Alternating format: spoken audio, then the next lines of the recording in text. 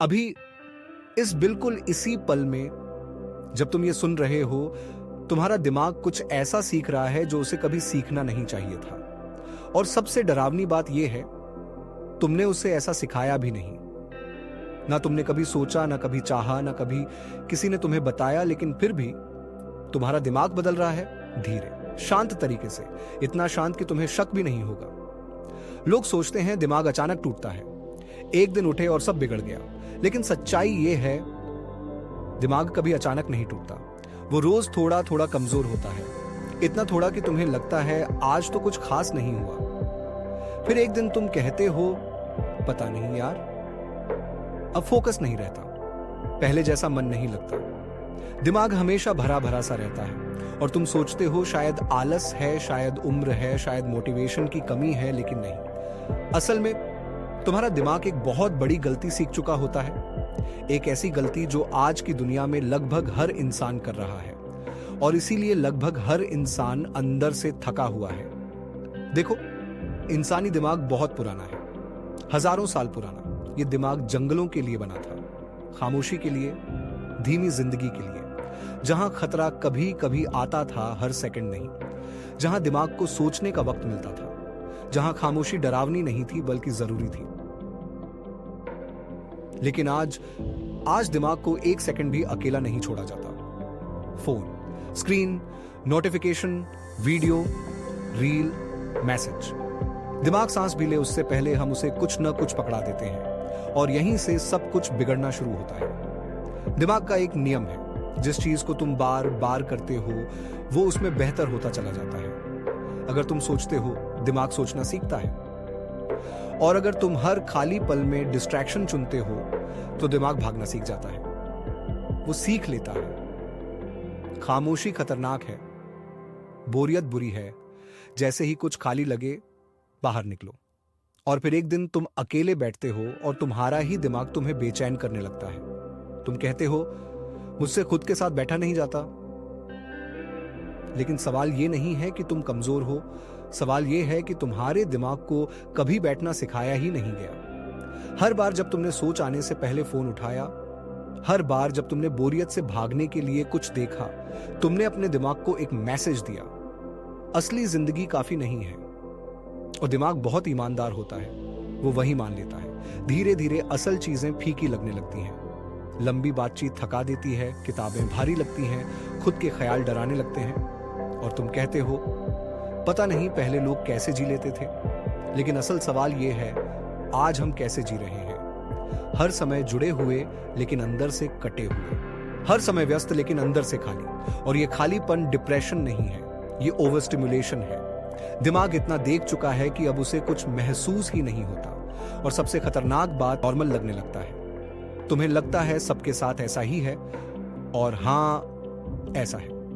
लेकिन इसका मतलब ये नहीं कि ये सही है, इसका मतलब ये है कि हम सब एक ही गलती कर रहे हैं, और वो गलती ये है, हम अपने दिमाग को एक पल भी खुद से मिलने नहीं देते। यहीं से ये वीडियो और गहरा जाएगा, यहीं से वो बातें आएंगी जो लोग आम तौर पर नहीं बताते।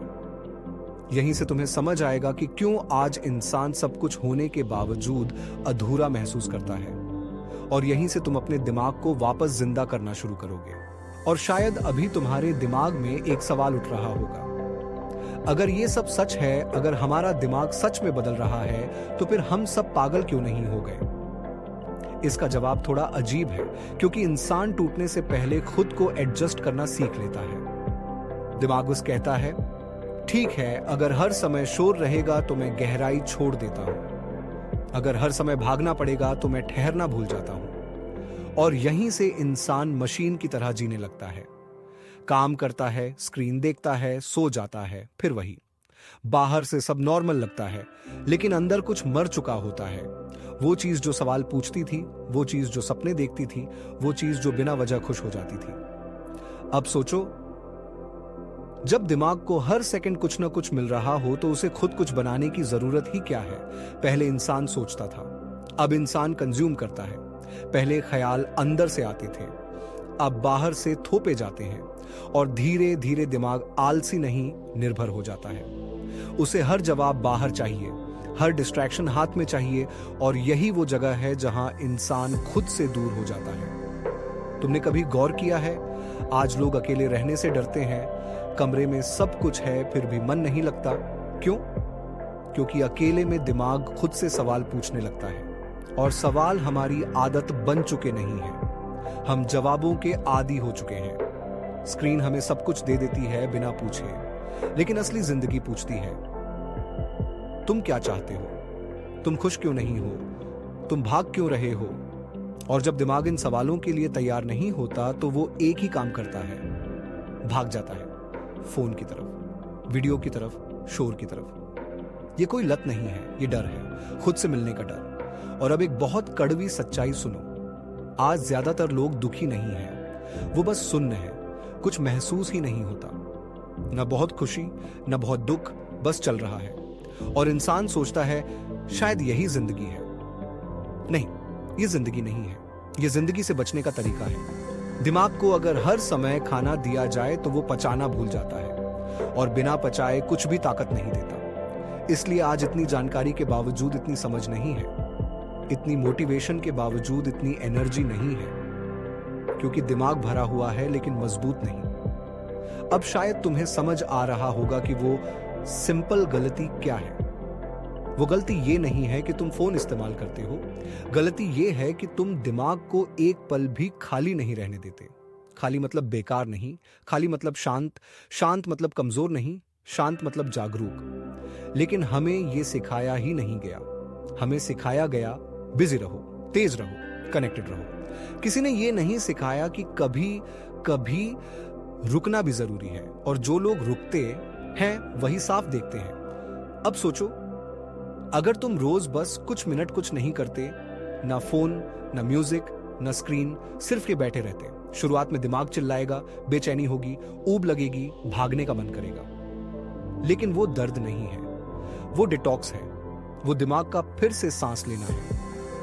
धीरे धीरे ख्याल आने लगेंगे, असली वाले, तुम्हारे अपने, वो ख्याल जो शोर में दब गए थे। और तब तुम्हें एहसास होगा कि समस्या तुम्हारे अंदर नहीं थी, समस्या उस दुनिया में थी जो तुम्हारे दिमाग को कभी चुप नहीं रहने देती। ये वीडियो तुम्हें डराने के लिए नहीं है, ये जगाने के लिए है, क्योंकि जो इंसान अपने ध्यान को कंट्रोल कर सकता है वही अपनी जिंदगी कंट्रोल कर सकता है। बाकी सब बस रिएक्ट करते रहते हैं। तो अगली बार जब हाथ अपने आप फोन की तरफ जाए, 1 सेकंड रुको और अपने दिमाग से पूछो, क्या मैं भाग रहा हूं या सच में कुछ चाहिए? बस यही सवाल तुम्हें बाकियों से अलग कर देगा, क्योंकि आज सबसे रेयर चीज इंटेलिजेंस नहीं है, सबसे रेयर चीज है ध्यान। और जिसने ध्यान बचा लिया उसने सब कुछ बचा लिया। अगर तुम यहां तक सुन रहे हो तो इसका मतलब है तुम्हारा दिमाग अब भी जिंदा है, बस उसे थोड़ा स्पेस चाहिए। और शायद यही वो शुरुआत है जिसकी उसे बहुत समय से तलाश थी।